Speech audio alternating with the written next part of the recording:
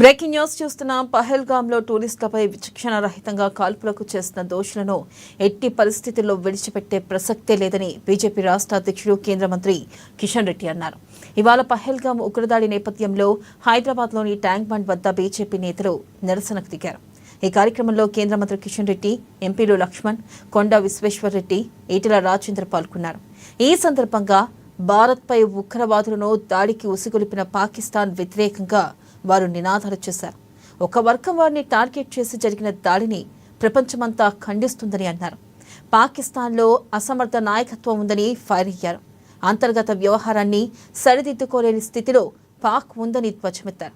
అనంతరం కాశ్మీర్లో జరిగిన ఉగ్రదాడిని ఖండించారు బీజేపీ ఎమ్మెల్యే రాజా సింగ్. కాశ్మీర్లో ఆర్టికల్ 370 తీసేశాక ప్రశాంతంగా ఉంటే పాకిస్తాన్ నుంచి టెర్రరిస్టులు వచ్చి కాశ్మీర్ను అల్లకల్లోలం చేశారని మండిపడ్డారు.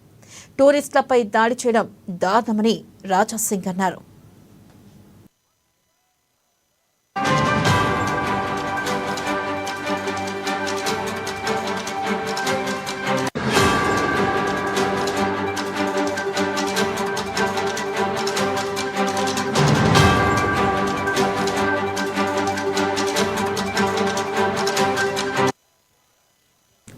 బ్రేకింగ్ న్యూస్ చూస్తున్నాం. పహల్గాంలో టూరిస్టులపై విచక్షణ రహితంగా కాల్పులకు చేస్తున్న దోషులను ఎట్టి పరిస్థితుల్లో విడిచిపెట్టే ప్రసక్తే లేదని బీజేపీ రాష్ట్ర అధ్యక్షుడు కేంద్ర మంత్రి కిషన్ రెడ్డి అన్నారు.